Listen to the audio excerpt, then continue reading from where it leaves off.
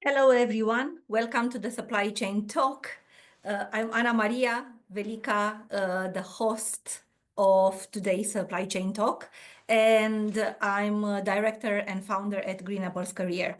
I really hope you can see me because it seems that we have some technical issues with setting up. So I really hope, please use the chat box. Let us know if you can hear us.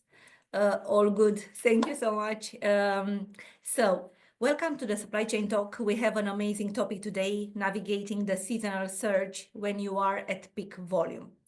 And in order to debate this expert discussion, I have two amazing guests. They've been here with me in a previous show, but before I invite them on the stage, I highly encourage you to engage with us, ask questions. If you dial in from the Business Reporter website, please use the main chat box to address questions for my panelists. And because the best question, the best comment will be rewarded with a Supply Chain Talk mug, which will be couriered by my colleagues at the Business Reporter. And you get the full episode experience by logging in and dialing in from the website. And if not, please join us live on LinkedIn. Our producer Katie will keep an eye on the chat, and she will bring us all the questions and comments. So engage with us because we have an academic perspective and also we have a practitioner perspective. And as you know, we have also a news item which I will share soon. It's an article from the Forbes, which was written with the objective to highlight how AI powers manufacturing and maintenance demand forecasting. But before we crack on, I would like to invite my first panelist, Professor Dr. Mamoun Habib. Can you please unmute yourself and switch on your camera and mic? Hello, Mamoun. Yes, Miss Anna, how are you? Good. It's good to see you again on my show. A few words about Professor Dr. Mamoun. Mamoun is a professor at the School of Business and Entrepreneurship, Independent University, Bangladesh, and a visiting scientist at the University of Texas, US, and adjunct professor at Unirazak, Malaysia. His main specialization is supply chain management. Professor Dr. Mamoun also is involved in trainings, workshops, consulting work, and industry-based research. It's good to have you today, Professor. Thank you. My second panelist is Antoine Pratt. Hello, Antoine. Hello, how are you? It's good to have you all the way long from US. Thank you for being with us. Antoine Pratt is Operations Manager, Cardiac Cath Lab and Interventional Radiology, VHC Health. He's a strategic healthcare supply chain leader focused on optimizing inventory management, streamlining operations, and enhancing workflow efficiency with a data-driven approach and a commitment to collaboration. Antoine's goal is to drive solutions that improve patient care and financial performance. This is amazing. It's good to have you, Antoine. Thank you. So, as I mentioned, we have a news item which was published by Forbes. And for our audience, our producer has posted already the news item, so you can click in real time and you can scan through. I can provide you with some highlights. So this article talks about the power of good inventory and the power of holding the perfect inventory. So knowing how much inventory to hold is critical because too much stock can, and we know, could lead to waste and increase costs, but too little stock can lead to unexpected downtimes and increased risks. Also, it talks about the power of AI-driven demand forecasting that's emerging as a powerful way to for leaders to predict inventory needs and inventory levels. And it talks about AI is not about managing more data, it's about managing complex data, such as complex shifts in the global trade with the global tariffs being imposed now by the new administration in the US. So this is an economic shift that's changing dramatically and restructure the way we trade and the global value chain. And also this AI brings advanced analytics, machine learning, more predictability, even in highly volatile situations that we are living in with seasonal variations or unexpected disruptions. So lots of goodness there in this article. And I would like to invite you, Professor Dr. Mamoun. What are your thoughts about the news item? Thank you, Miss Anna. I like to start in that way that you see that AI powers means artificial intelligence powers. And though you mentioned that good inventory, but we like to say not only inventory, like the whole supply chain, AI powers, like manufacturing, like the maintenance, re-engineering, transportation system, warehouse management system. So everywhere we like to apply. So our traditional forecasting technique or AI-driven forecasting technique, our traditional inventory system and AI-driven inventory system, our traditional manufacturing and AI-driven manufacturing. In terms of the ultimate benefit, definitely it will add the values. And not only the values, at the same time, it will add the expediting the everything. You already mentioned reduce the lead time, and sometimes very difficult to keep the product in the inventory for a long time. So if you like to apply the AI, that is very easy, and you can come up with the decision when you like to release the product or not. So that is one of the key points that how we can apply this one. Mm-hmm. And there is another good side I'd like to share. But they also mention clearly AI-driven forecasting tools help the leaders anticipate demand more accurately, even the volatile situation, what you said, the seasonal situation. You know, nowadays we have to know the different kind of disruption, particularly, you know, that suppose cyber attack. If you think about the extreme weather situation, and then now it is the telecom uncertainty, IT uncertainty, and critical outage. So all over this kind of, I would say that 2025 disruption, this kind of AI-driven powers will add the values in the from the supply to until the customer, raw materials to finished product. So that is a very good side from my point of view from this news item. Thank you, Professor Dr. Mamoun. Very rich perspective. Antoine, what are your thoughts? First of all, thank you, Doctor. I really appreciate that, and I agree. You know, the AI approach it's new, it's fresh, but it is important. The article it talked about many ways in which it does enhance the day-to-day process within supply chain. But what stood out to me, what I really appreciate is, it's very important to remember the human AI collaboration. Like that part is very critical because, we have to stay in the loop. And there was a paragraph in it that basically just said, know what your mission demands. And so, just coming from the healthcare perspective, I know what my mission demands. I know my book of business. So that human AI collaboration, for me even, I know is very critical. Many ERPs are going that way for a lot of reasons. Because, well, it does make sense. It does allow you to quickly look at analytics and make data-driven decisions based off of historical or retrospective data. So it really does drive a lot, especially if you're using it appropriately. And I can definitely tell that it will be the future of our field. It will be a part of it. But that human collaboration, though, I think is the critical component we have to remember. I couldn't agree more. And this flows naturally, Antoine, into our first topic, leveraging data analytics. and AI for precise demand forecasting. And I've learned early days in my supply chain management, I asked a question, how can I be an amazing head of supply chain? How to predict precisely? And I was told, actually, this is mission impossible because you have the biases.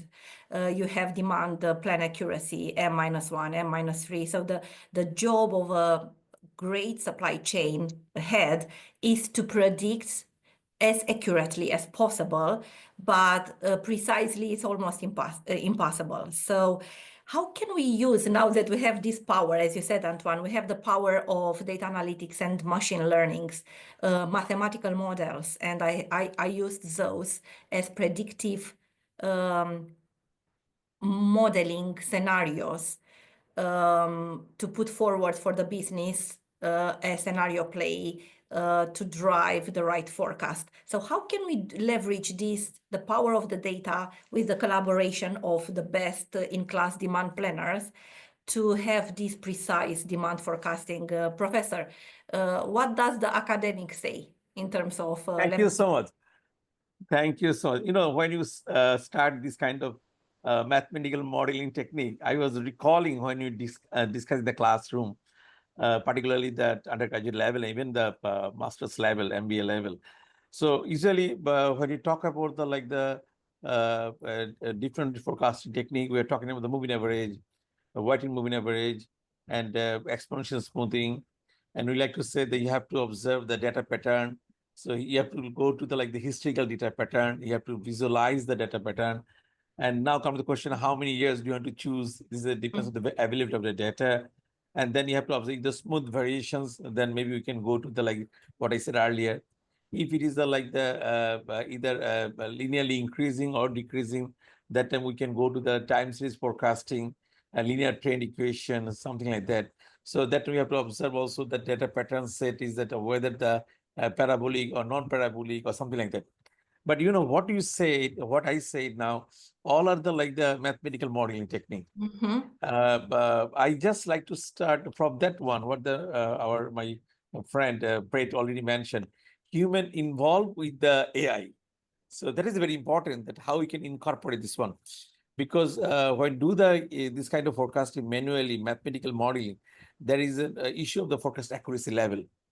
So and usually standard, we always mention the forecast accuracy level. If it is the more than 50% accuracy level, we are saying acceptable, not the excellent, not the good, acceptable. The question is that when you like to apply the AI, so automatically our in terms of the accuracy level will be enhanced, and we can go to the more precise demand forecasting. So I use the term that precise demand forecasting, we have to apply the AI. So the efficiency brought up by the artificial intelligence in forecasting in multi-dimensional, it reduces the time and then resources spent on the mutual data analysis and what will happen early by manually. Second one, enable the more accurate inventory planning by the AI application. Minimizes the risk of the stockouts and overstock situations, which is very critical forecasting issues. By leveraging artificial intelligence, businesses are not only improving their bottom lines, but also offering the better service to their customers through more reliable product availability. So that is the way that how we can apply. But again, there's some definitely there's some drawback. We have to think how can we incorporate the human there, and without the human, sometimes the AI is not the functional. So maybe we have to incorporate the human with the AI-driven. Yes. Yes, Professor, you need an excellent demand planner who works with a mathematician. And this is my own experience from the corporate life, when the mathematician's job is to curate, if you can call it like that, curate the complexity of data for that respective product that's being forecasted. And to put forward an unbiased overview that's being also filtered out and analyzed by the demand forecaster. demand planner. So the demand planner's job is also to work and create a bit of a tension with the mathematician who put forward some scenario plays, yeah? Because the current world, the data is complex, as Antoine said. We need human intervention, because the human intervention, what's happening nowadays with the tariffs, who could have predicted 20% or 25% tariffs, economic, yeah, seasonal, all these weather calamities that are coming, yeah. So Antoine, what's your view from a medical point of view, which is it's crucial to have the right, to leverage data, to have the right stock, because it's about saving lives, I imagine, Antoine. No, yeah, and I think what I do, what I always joke about with my colleagues is that I feel like healthcare supply chain, in some ways, it's not superior to others, but it's just how dynamic it is. No day is the same. But something that Dr. Habib touched on, which I really appreciate, the math behind it, and you as well, is critical. And just going back to AI, it's like most things, it can be easily abused and not used appropriately. Mhm. But what's important with AI is good prompt logic or function design. And I think that goes back to the math part, right? The proper algebraic expression will give you the proper output.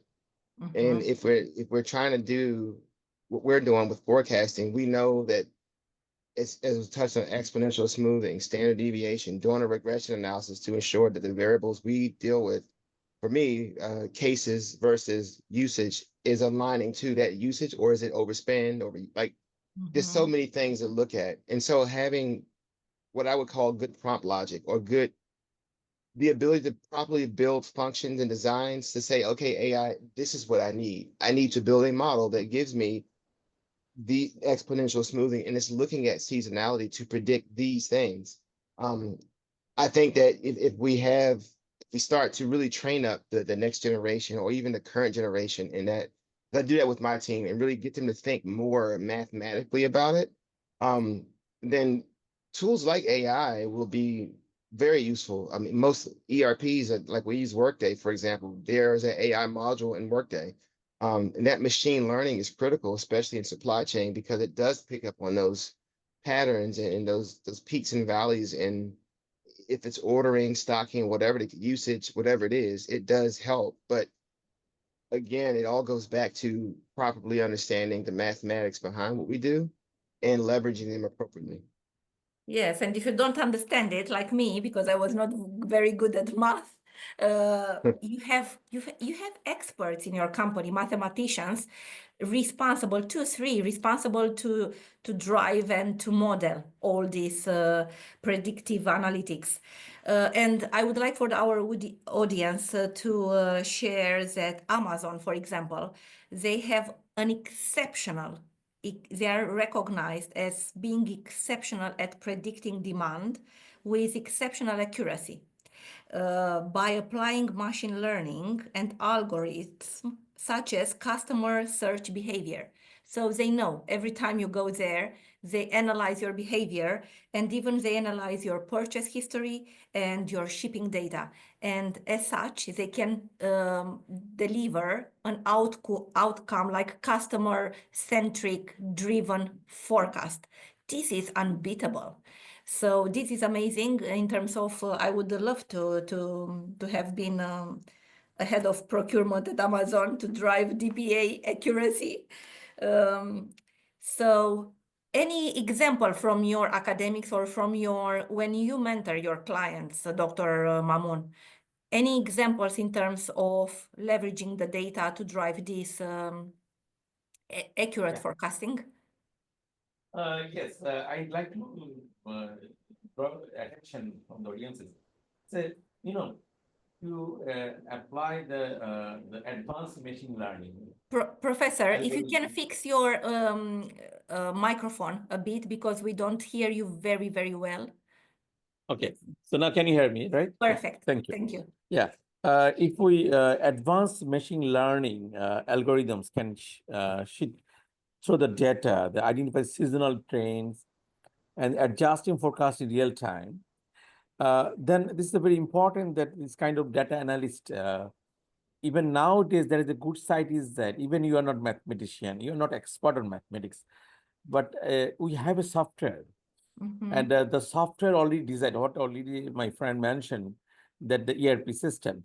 So even you just put your demand your data in the either the demand side or supply whatever, and the based on based on the software, you will get the result, which is very easy and convenient from the organization how they can apply this one. Say exponential smoothing, we are working on this one. We have like suppose the 10 set of data, and now we like to do the forecasting for the suppose after the 20 month, after 25 month. Even it is not necessary to the mathematics calculation. The software is already designed. You just put your data input and you will get the output from there. I like to give the real type example. So you know that Unilever in Bangladesh is a multinational company, MNC. So when they are doing this kind of practice, as we are involved, we notice this one. They do not want to use the manual this kind of calculation. The ERP system and forecasting technique is there. So they like to apply the leverage data analysis system. So by the software, they're getting everything. And then human, they'll take the decision based on the software outcome. So that means they like to integrate the data analytics system with the human and come up the decision. And definitely, you know that in the forecasting, we are assuming that the forecast accuracy level 100% is not possible. So the next question is that do you want to apply your accuracy level 80%, acceptance level, or 70%? What is your cutoff value? It depends on the multinational company how will you determine this one. You already give the example that the Amazon, they're doing a very good job by the AI. They read the customers' demand pattern and other things. So in that case, maybe their accuracy level will be more better than a manual data analytics system. So that is what I said, that it depends on the organization, how we can set their cutoff value for the acceptance level for the forecast accuracy. And at the same time, they like to apply that software.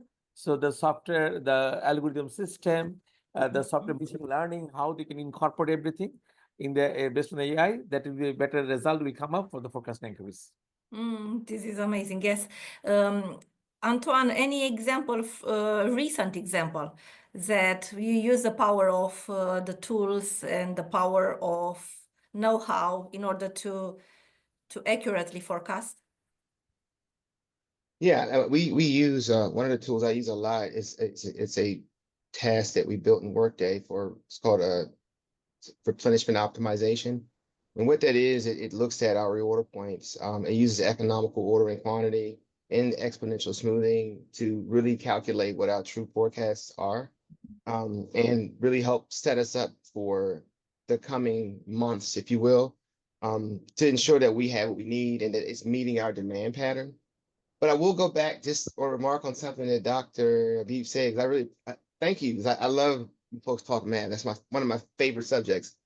I will say this though, I'm old school. I'm a proponent of, like, I taught my daughter how to do standard deviation longhand. I was like, yeah, learn how to do it in Excel, but I want you to learn how to do the square root of X bar minus X. Like, I want you to know that and know how to get the answer right. So I say all that to say, I think it's important still that even as experts in our field, that we ourselves, including our subordinates or whomever, understand the logic behind the output.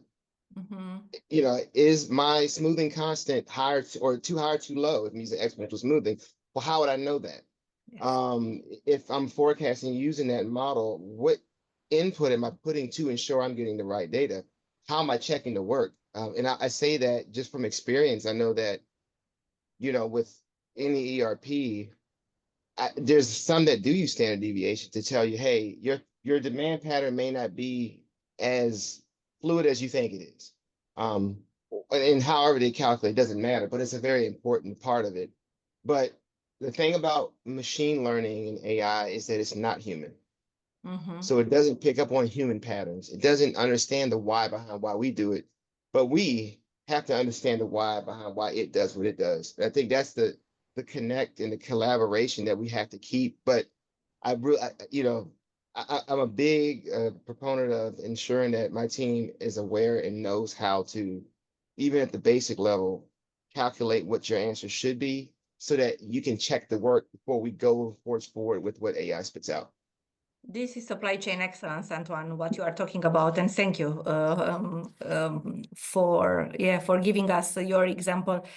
I would like us to tackle the second topic, optimizing your logistics and workforce management for greater resilience and efficiency. And when we talk about logistics, we talk about forward and reverse logistics.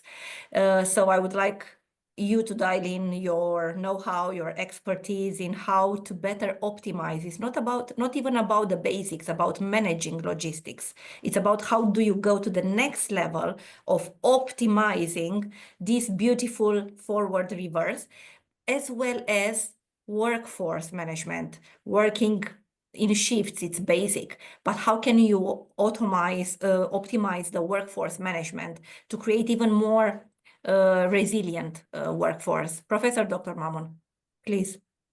Thank you so much. I like to go to that one, what you said that workforce management. When you talk about the human resource management, it is very critical. Particularly, you demand high, you need the more human resource. That's fine. Yes. Demand low, less human resource. Then how you like to manage? Do you want to fire the employees? And again, demand will be increased. How you need again recruit the human resource? It is very normal in the US region, United States and America. During the recruitment, they like to mention clearly if the demand is spiking, that time we can recruit and we can fire you. You will get the 3-month or 4-month salary, something like that. But when you come to the Asian country or the African region, it is very difficult to fire the employees. So the workforce management is a very vital issue. The whole supply chain management. When you demand is spiking, demand is increasing, that's fine. You can recruit the human resource. Even we can do the what you call it, the part-time workers. We can we can provide the overtime to the employees. That's fine. But the question is that when the demand is declining, particularly due to the weather season, like the thunderstorm, and maybe that there is a snowfall for the few weeks, and that is the issue that when their demand is declining, how they will keep this human resource without any work. So that time the issue is that how do you manage this one? So the question is that we can go to the this few capacity planning system. Say suppose what you can do, there may be when our demand is high, we need a more human resource, but demand is low. In that case, we can keep the same human resource, but the production will go to the inventory. So you have to keep the extra amount in the inventory. So you have to keep the inventory cost will be there.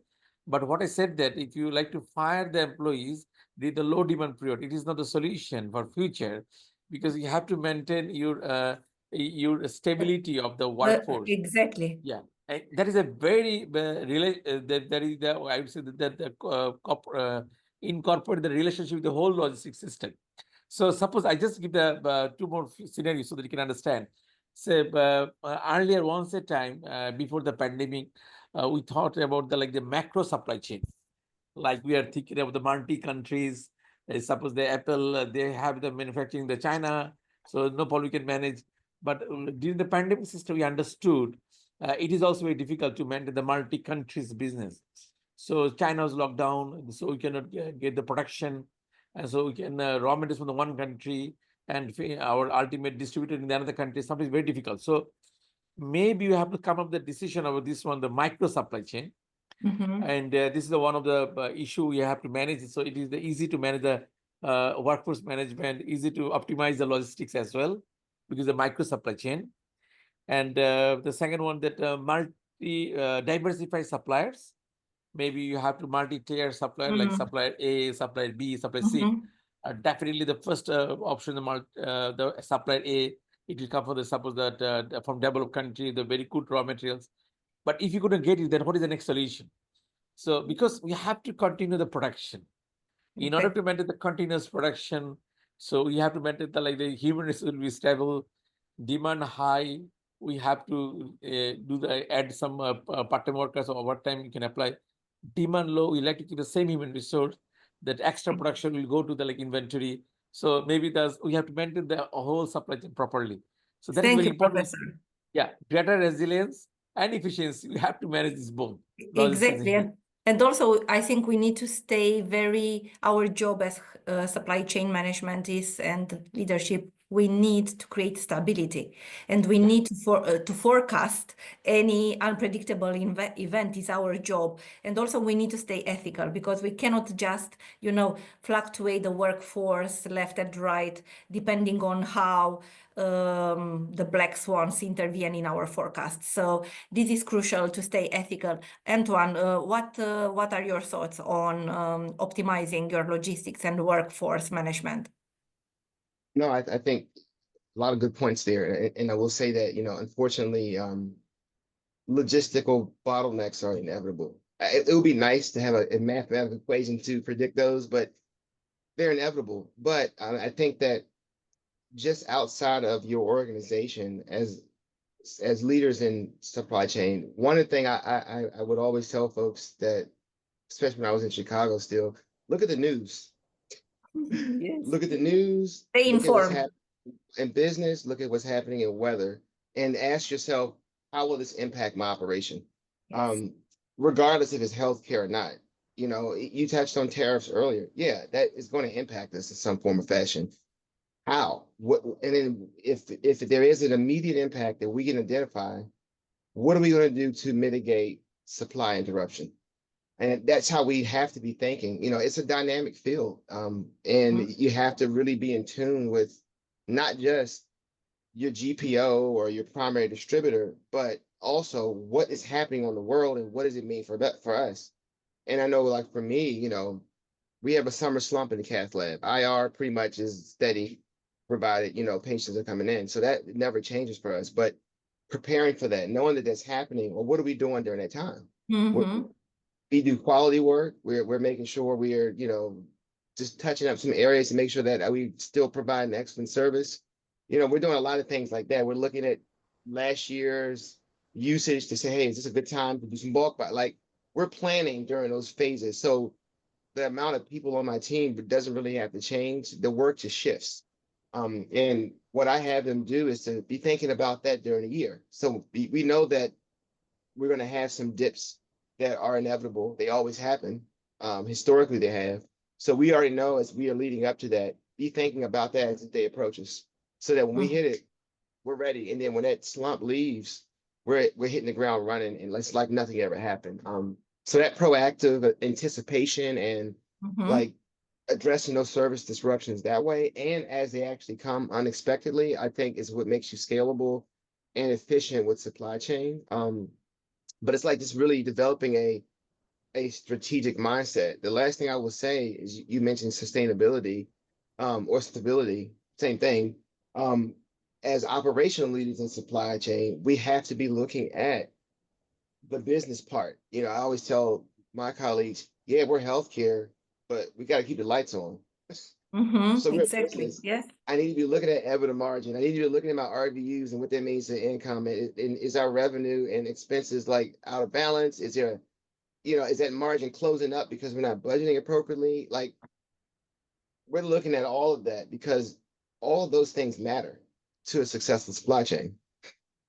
I couldn't agree more because just the basics, keeping too much stock will in fact could lead to write-offs, which hits directly the bottom line. So we know that. And we have a beautiful comment from Sheldon. Thank you for being with us again today. And Sheldon says it's a balancing act, make to stock retain employees and balancing working capital. This is perhaps where AI can be really supportive to rationalize these factors and suggest potential outcomes. Exactly. And this is about strategic mindset. This is about optimizing your workforce, making sure that you retain that and you invest in the workforce by creating engaging retention policies, motivating them, especially with the AI. Different generations respond differently to the AI. AI can be scary, or AI can be like, I embrace it. I'm never scared because someone told me nobody can take away what you have in your mind and your brain. So I embrace it, but there are so many other generations that are afraid that their tasks and their jobs will be replaced. So I think workforce optimization is crucial, and I have lived through several supply chain transformations where centralized demand planning took place, supply planning, centralized teams took place in order to create collaborative planning and supply planning and demand planning at a higher level and create collaborations across factories, across demand planners. It was amazing. And this is the beauty when you work for a big company. And I would encourage the leaders to never minimize the power of workforce optimization. And it's not being reduced to scheduling. No, this is basic. This is management. It's not optimizing. Workforce optimizing is performance management, training and mentoring, as you said, Antoine, mentoring, like you mentor your daughter, you mentor your direct reports, forecasting, scheduling, making the people understand why do we need to calibrate the outcome of an AI. And employee engagement is crucial to make sure that you keep those people, amazing talent in the company. Now, for the third topic, proactively anticipating and addressing service disruption without losing out on quality.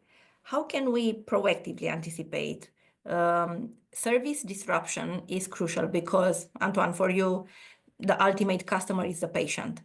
I used to work for fast-moving consumer goods, so my product, the product I was forecasting, ended up on the shelf. So, but it was critical product in certain circumstances, infant formula for babies. So I had to be very, very, very accurate in forecasting certain formula for babies with intolerance to lactose, for example. So I realized how tough it is. So, Professor, from your when you mentor your clients and from the academics, proactively anticipating, how does leaders in this current world with so many black swans happening, how can the leaders anticipate and proactively forecast First of all, you to have avoid to, service disruptions? yeah. Thank you, Ms. Anna. First of all, you have to think that how can you assess the risk? Yes. Risk Yes. assessment. And this risk assessment, it could be done by the risk identification and risk analysis. So, and then risk evaluation. It is not possible the 100% risk mitigation, but your ultimate target risk mitigation. You can avoid the risk. Risk is a part of your whole supply chain. So you said that supply chain risk management.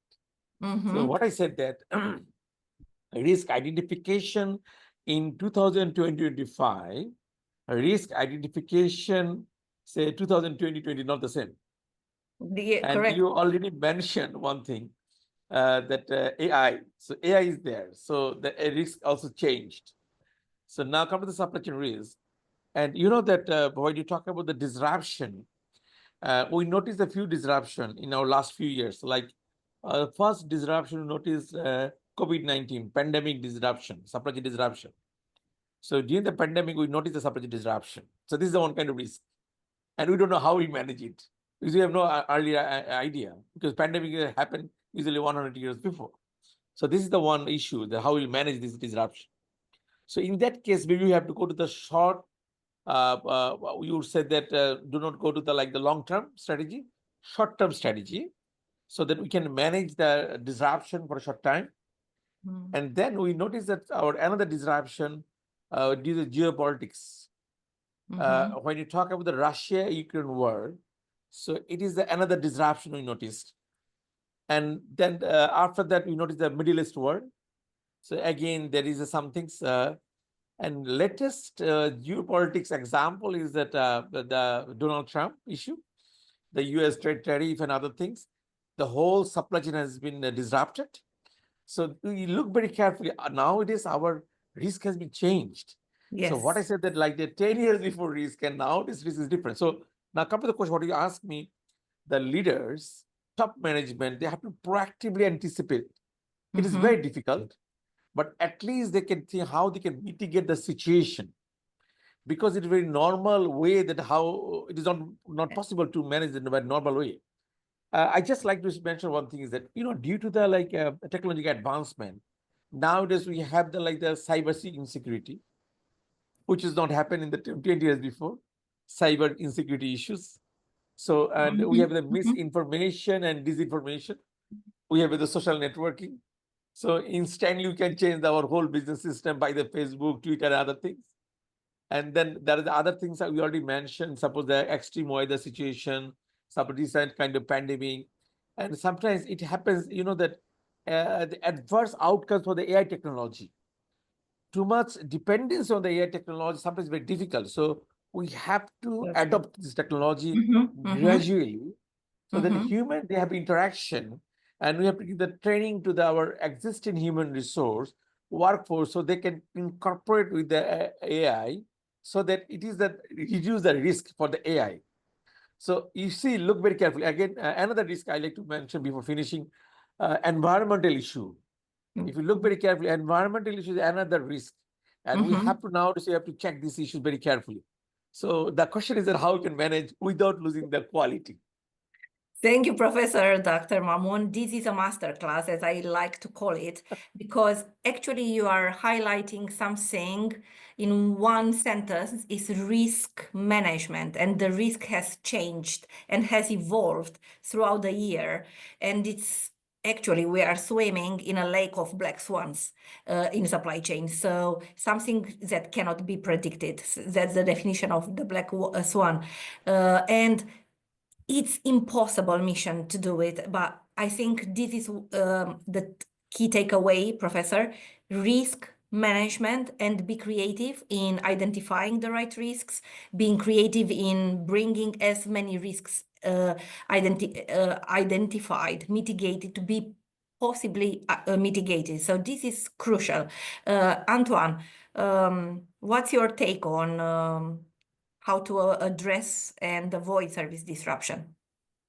I think when you're hitting it on the head, that risk modeling and contingency planning is the way to go. And I think I like the black swan. Yeah, it is unpredictable. The timing is just what can you do? And I think I'm always thinking back during COVID, we did like a Monte Carlo simulation, just to really do like some way of the what if scenarios that we can't predict, because it's a what if. And using things like a Monte Carlo simulation to like simulate those things that are out of our control, those random events. And what are we going to do when it happens? What is the worst, best case, most likely scenario of that?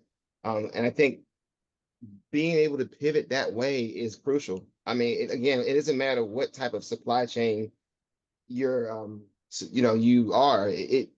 The demand is the demand, and you have to meet the needs of your customer. And so how are you going to still do that and maintaining, the quality of your output?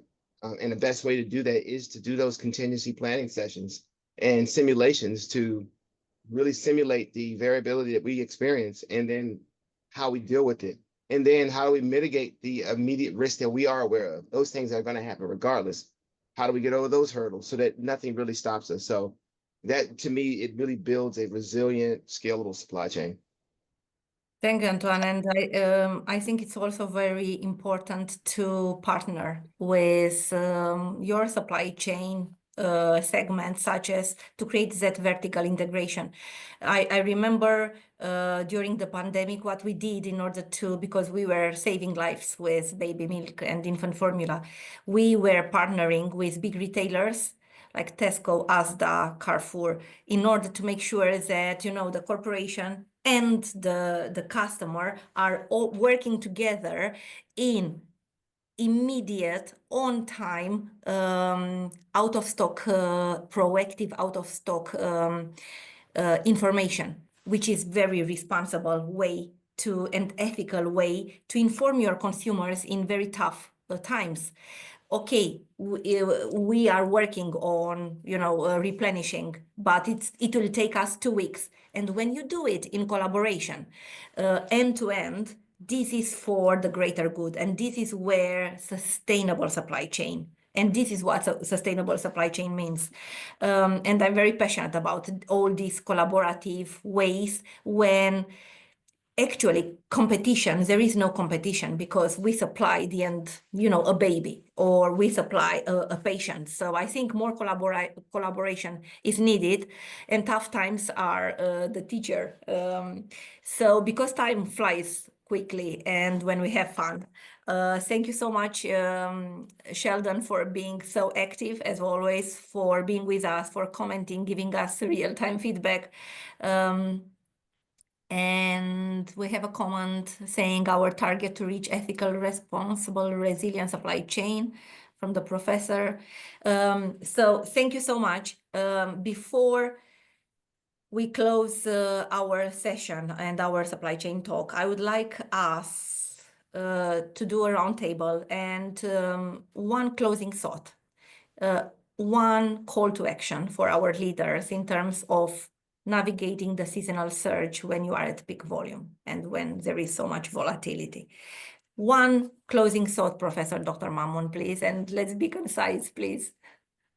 Thank you. I already mentioned this one, that it should be our target to produce an ethical, responsible, sustainable, resilient supply chain. This is That beautiful. is our target to achieve. Thank you. Thank you, Professor. Antoine? I would say, know your math. Know your math, know your book of business.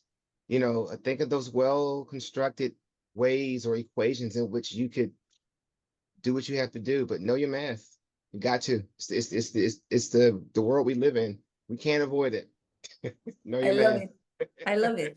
And if I can build up on both of you, what you said about being responsible, ethical supply chain, coupled with the right expertise, mathematical modeling, and know-how, it's leadership and ethical leadership. So please do not minimize ethical leadership in tough times, because high volatile times, as we are witnessing, requires bold communication in supply chain, which is all about ethical leadership. So I leave you with that before we close, and thank you for the masterclass. Thank you for having you again. This is a beautiful combo, I would say, a masterclass.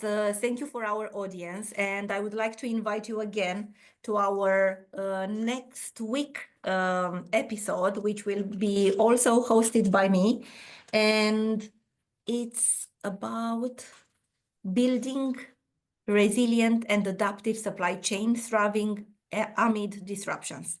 So please dial in, make sure that you dial in and register via the website, because you get the full episode experience. You can interact in real time. Our panelists can read and comment in real time. Thank you so much for today, and stay ethical and courageous. Bye-bye. Thank you.